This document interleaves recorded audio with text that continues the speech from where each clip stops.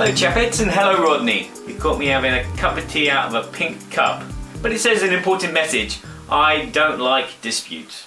Your question is, do we buy games from our local game store or do we buy from online? I can say that I do a bit of both. Like you Rodney, I was the outsider. After moving to France, nobody understood what I said and they still don't understand what I say. I put a post up on Board Game Geek saying that I was looking for a gaming group and someone responded and said there's a local gaming group near me called the Cavajou. Now I went along to one of their nights and I made some friends, which was really nice. And they told me that there are 2 local gaming stores in the city of Reims that I could buy games at. There's Jouy Club and there's The Alchemist, and both these shops know me by my first name. And why do they know me by my first name? Well, one of the guys that goes to the Cavajou, the director at the moment, he actually works there. So when I go along, I spend a good half an hour gassing to him, what's the newest game, what's he bought from Kickstarter, stuff like that. And then there's The Alchemist, which is solely a gaming store. They do Games Workshop stuff, board games, they do kids games, they do every kind of game that there is. The first time I went, I spent a fortune. But the manageress was gentle and she threw in a free game for me, which was really nice. The second time I went, I spent a fortune again. And the manageress was gentle again and she gave me a little discount. Later on I found out if I'd shown my Cavajou subscription card, I would have got a discount anyway. So I love going to these shops because they know me by my first name and we talk about games and it's really, they are 2 friendly environments for me. But I am English and I don't want to play in French sometimes. Sometimes I want to play in English. And the only way to get these games is to order them online. Now Amazon is good, but because the stuff that we buy is in big boxes and sometimes has a lot of weight, it can bump the price up, especially if you're ordering from one country to another. But another site that I use is Board Game Extras, which was a site set up not long after I left England and it was based in my hometown. So as a rule, I normally go to my gaming stores, my local gaming stores, because they are friendly. And everybody knows my name. Dum, dum, dum, dum. And they're always glad I came. Hi everyone, welcome to Watch It Played Table Talk Back. My name is Rodney Smith. In this video, we're going to take a look at your responses to our question, how do you view and value your local game store and the online retail store? Once again, thank you guys for the fantastic video responses and written responses. Let's take a look here. Max J wrote, I'm a high schooler and I'm constantly looking for a friendly local game store that I can bring my game brew to or that can help me through the enormity of the board game market. The problem is that I find most of my local game shops have game nights for Magic and Warhammer and not much else. And I get the feeling that I'm being judged by the staff because I'm not hardcore enough or I don't seem like the gaming type. We talked a little bit in a previous Table Talk episode about how friendly our gaming community tends to be in general. But within our small community, there are smaller little subsets of that community. And when people self-identify as a certain kind of gamer, they generally take a certain amount of pride in that. They have their own unique rituals, sometimes a language for their portion of the hobby, and it can almost take on a bit of a tribal nature to it. And it can be, you know what, I'm over-rationalizing it. People can be obnoxious jerks, and no one should look down on somebody else in the hobby because they don't share the exact same interests as somebody else. If someone likes something and it's not causing them or anyone else harm, let's let them enjoy it without looking down our noses at them. Rulon writes, I remember when I finished college and went to pick up a game at my friendly local game store. They gave me coffee and joined me at the table while I opened the game. It was fun to have them excited about the miniatures and game pieces too. For this reason, I almost never buy at online game stores. I think the extra money is well worth their service. Now that's a very different story, isn't it? In one game store, someone went in there and they felt excluded by the people who are supposed to be the ambassadors for the hobby. And in another one, they felt celebrated. And I have to say, what a great idea. If you own a game store, you should have a special table. When someone buys a game, you should encourage them, hey, grab a seat.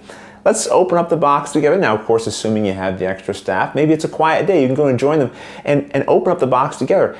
You know, another good idea as a store owner, buy a bunch of little baggies and help them punch out the pieces and bag it up for them so when they take it home, it's going to be really easy for them to get it all out again and sort it out. What a great way to form a meaningful interaction with one of your customers and potentially fellow gaming friend. Hello Ronnie, so today with Tabletop by Reply, I'm going to be positive. So today my goal is to promote a store in Singapore called Gamers vs Rex. I feel they're the best in Singapore that I know of, and I think they do the business the best because what they do is they're a very easy hub for people to meet to play board games, and they hold events that both promotes their business and also is growing the community. And they also provide gaming space. For them it's free, which is fantastic, but the thing is that they understand that long term, if you keep people in the hobby, their business can grow too. Unlike another business in Singapore, which Paradigm, which is just horrible. So that's about the local gaming stores, which I feel that is the place where truthfully you go to meet people. Because I mean, if there was not this store, I wouldn't know where to go to meetups and all that, to arrange meetups and all that, to meet people. So the second one we're going to talk about is really quick, is the the online retailers. For them, it's very much more forgiving in service because you just want them to be efficient. You know, if the guy turns up with an angry face, doesn't really matter. But I feel that they actually help the board gaming community to grow through the publishing side, because truth be told, before I knew about online retailers, if I wanted a game, I probably wouldn't get it because, if the local gaming store didn't carry it, there's no way to get it. Whereas now, because of the online retailers, so maybe you can get new games no matter where in the world it is. So that's my reply. Thank you very much, Rodney. Great job again, and Ninja Roll. Travis Downs writes, the choice isn't hard for me since the closest local game store that I could find is a 3-hour drive away. I think a lot of areas just don't have a community that can support a local game store. Interestingly, it isn't because I'm in a small town. I'm in the Coachella Valley in Southern California. It seems that the West Coast just doesn't have the same kind of board game community that the East Coast does outside of major cities like Los Angeles and San Francisco, which have a large enough population to support just about any hobby. Anyone else notice this? Well, Travis, I wanted to mention your comments for 2 reasons. First of all, because many people echoed what you first said there. They just don't have a local game store that they could visit, friendly or otherwise. And you know what? I think as the hobby grows, as it seems to be doing, if that continues, then potentially the gaming community grows and the demand for games increases so that stores can open up in locations that they maybe couldn't have before because the demand is growing for it. Now, your other comment about the West Coast and East Coast of the US, I don't know if this is true in Canada as well, where I live. I just be curious to know, is there something about this West Coast, East Coast thing in North America? Put something in the comments if you've noticed it. Hey Rodney, so home team versus away team. I'm currently right now in my local game store, which is aptly called Your Local Game Store. It's here in Matthews, North Carolina. I'm very fortunate that this is a fantastic game store for gamers all around because they cater to all types of gamers. They have tons of board games, a lot of miniature products, they support the card games, but they're not mainly a Magic store. They decided we don't want to focus mainly on Magic. They don't even do Friday Night Magic here.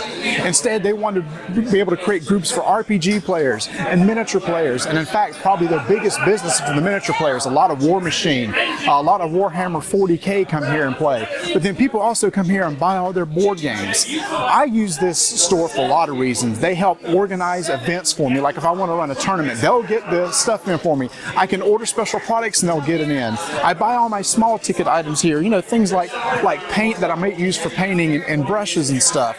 It's just become a fantastic place for a lot of people to hang out, and it's busy 6 days a week.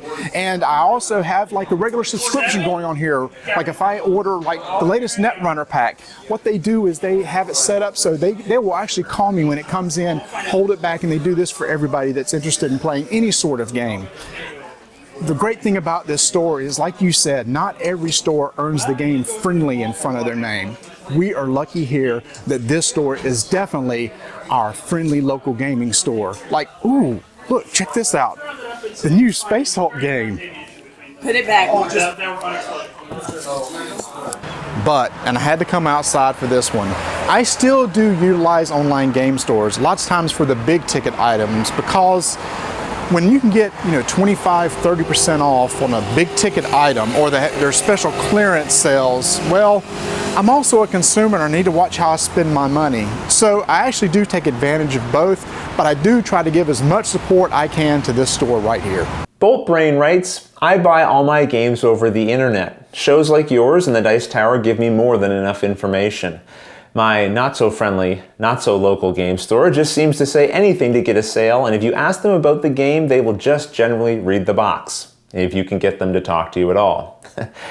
Listen, in every business, there's going to be business owners who either take the short view or the long view, and the short view says, what's the least amount of energy I can expend to make this sale happen? And the long view is, how much can I do to ensure that this customer comes back? And that does not necessarily mean getting a sale. In the case of the short view, yes, you're a business and you need to make money. So you're just trying to make that buck as quick as you can. But if the person has a bad experience, how many future sales are you giving up? And the long view says, I want you to come back. I want you to come back with your family. I want you to come back with your friends. And whether or not you buy something the first 2 or 3 times you come and visit me, I want you to keep coming back to create those potential opportunities. My favorite comic book store growing up, I left the comic store I had been at to go to because the guy there, he was so friendly, he was engaging. If I needed something, he would go chase down the comic book I was looking for from other stores. He'd go through his back inventory for me, whatever it was. I always felt like he was bending over backwards to help out. And he said to me one time, I'm not just interested in having you as a customer. I want your kids to come in here and for them to be customers. I want you to feel loyalty and pride being here. And that always stuck with me, and I absolutely agreed with his philosophy. That was Cal Johnston from Strange Adventures in Halifax. If you're ever in the area, that's definitely a comic book store you should check out. Megan Naxter writes, I'm very lucky to have not 1, not 2, but 3 friendly local game stores in my town. I frequent the third store for their 3 weekly open game nights, occasional tournaments, and the massive library of open playable games. They've earned the friendly local game store designation from me with a helpful staff that teaches games and offers enthusiastic suggestions. I try to give this store my top priority business whenever purchasing games or accessories. However, I do keep a handful of games on my Amazon wish list and will add a game or expansion if I need to hit the magical free shipping order total. That free shipping order total, what a marketing trick. Because I know I picked up more than a couple of games because maybe I was $25 off getting that free shipping. So I go rooting around trying to find a game. Now maybe the shipping would have been $12. So now I'm going to spend at least $13 more than that to get a game maybe I want. Oh, what a trap. But I know I'm not the only one, and Megan's not the only one either who suffered from it. Just check this out. Hi Rodney, it's Keith Collins here, aka Major Malfunction, and for Table Talk Talkback, I have a few things to say about buying my games. I like to support a local game store when I can, but I don't have a local game store. But whenever I travel or go out of town and there's a local game store nearby, I like to stop and check it out. If I see a game that I'm interested in on the shelf, I'll try to buy it there when I can so that I can support that aspect of the hobby. That being said, being an enthusiast in the hobby, as I've come to realize that I am, I probably don't really need most of the services of the local game store because I probably know as much about most of the games as the people working in the store. So most of my games get purchased from online game stores. I can pile a bunch of stuff in my cart, work toward getting free shipping, and save a little bit of money as well.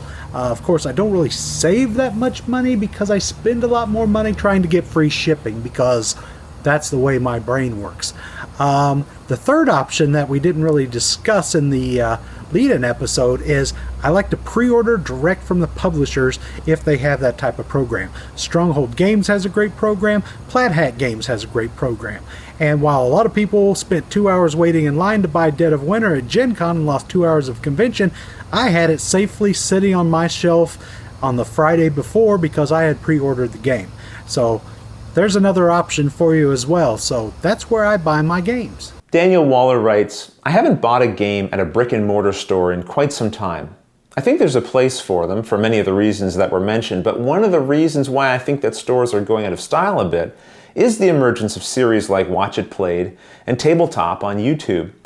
You don't have to go to the store and ask for a demo to see if you'll like this new game. You can purchase something with a decent idea of what the game will be like because you've seen it played before. I don't see this as a bad thing. I think it's a fantastic service. Well, this idea was kind of mentioned, well, it was alluded to in one of the previous comments, but I thought this was interesting because it's not really something I had really thought about myself. I think we're all pretty familiar with the convenience of being able to shop from your home. Click a couple buttons and then the game is on its way to you. But this is another area where I think you're right, Daniel. A service is being provided to potential gamers to get that in-store demo in their home, in a manner of speaking. So what else do these brick and mortar stores have to do to sort of stay relevant?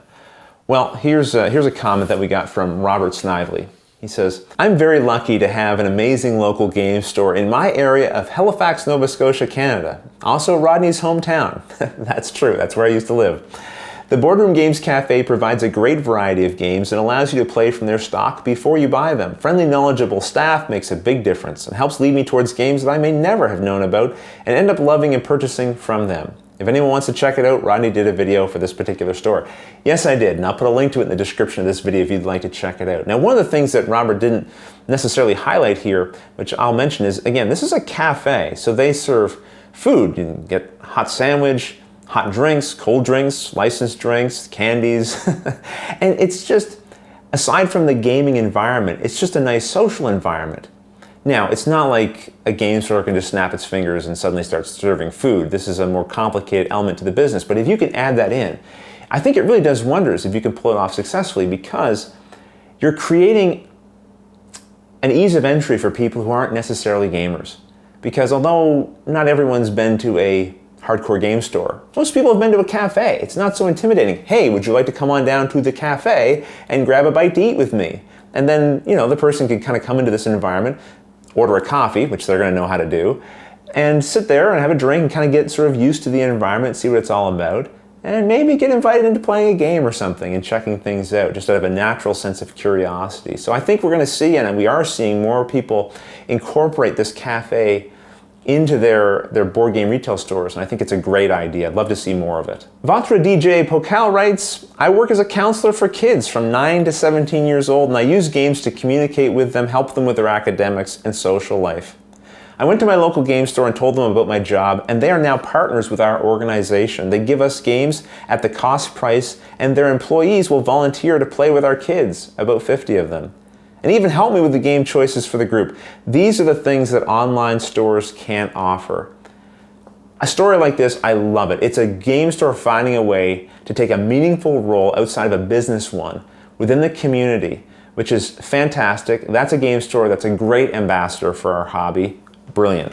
Hey Rodney, Baker here from Board Online, Board Offline. With gaming, sometimes the difference in price between a place like Amazon or any other number of online retailers versus a local game store is too much for me to always go with the local option. I know the guy that runs our local shop. I like him a lot. I try to help out, and support that when I can, but at the same time I've also got to think about,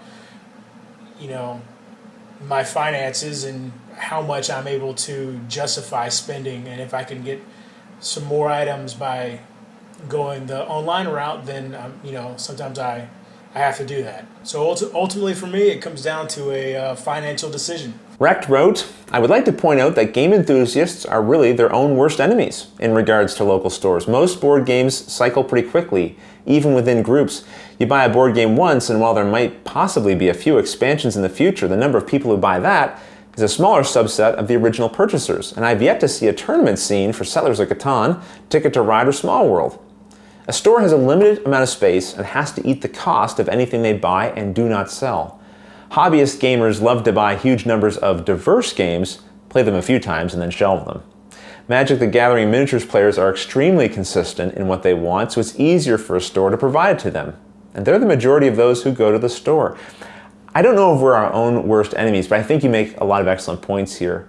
Sometimes when we go into a game store as board gamers, And we feel like, man, there's just Magic players everywhere, and look at this store owner just catering to all of their whims, and there's this tiny little section devoted to board games, and all the board games are out of date. What's going on here? Well, what's going on here is that we're maybe just not real good business for them compared to the consistency of income that can be brought in through Magic and miniatures games. And that store owner has limited time, we have to assume. So where are they going to focus their attention? They're probably going to focus it on the things that are going to keep their doors open and allow them to put food on the table for their family.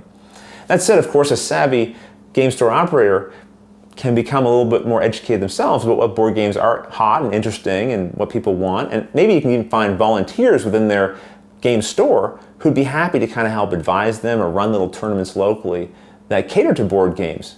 So there's probably a happy medium there, but I do agree with you. There's definitely a reason why game stores rightfully skew towards those other games like miniatures and Magic the Gathering. Listen, I wanted to just share a tale worthy of the Dice Tower's board gaming horror segment. Mark Earnhardt writes here, I drove many miles to find a proper game store. When I got there, I found a long line at the counter. I attempted to find the game I was looking for, but to no avail. So I stood in line and I waited. After a while, I finally had my chance. I stepped up to the counter and asked the employee if he had the game I was looking for. He then charged into a heated diatribe about people my age, I'm 44, still playing Pokemon. I had to stop him mid-rant and explain that the game I wanted was called Pergamon. It's a board game about archaeology. Then he said, oh, never heard of it. Next! Conversely, the people at Cool Stuff Inc. have been nothing but courteous and extremely pleasant, replying to my emails quickly and professionally. That's where I shop now. If we exclude for a moment people who just don't have a local game store, and we consider someone who has the option of shopping locally or going online, and they shop online, it would be easy to conclude that the reason they're doing it is to save a buck, right? And we all want to save a buck, but when you hear a story like that, I think it reminds us that beyond saving money, we want to feel valued. And when we feel valued, we show loyalty in response. When I hear a story like that about a store owner, an ambassador for our hobby, who will launch into a diatribe with a 44-year-old because they want to buy Pokemon cards, and I know Mark wasn't trying to buy Pokemon cards, but what if he was? This is an activity causing no one any harm.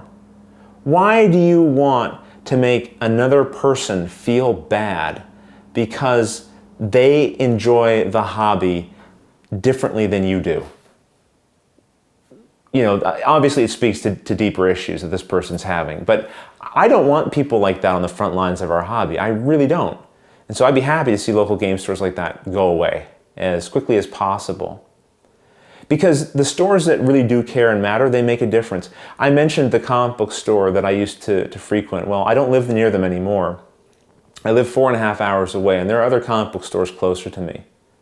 I still order my comic books from my old local game store. I have them mail it over to me because the relationship that we established meant something to me. I still go visit there, and it's like I never left. My daughter Andrea, she was on I think it was a school trip. She was in Halifax. She dropped in. It wasn't like Cal, the owner there, knew my daughter well, but he knew her. And he invited her in. He took her out to the back shop, and he let her pick out a few things to bring home for Luke and I. And it just, those are the game stores that we should value. People who would do that extra step and who care about you as a customer. So listen, guys, I really appreciate that you shared your thoughts and opinions on this topic. Thank you for the video and written responses. Until the next episode, thanks for watching.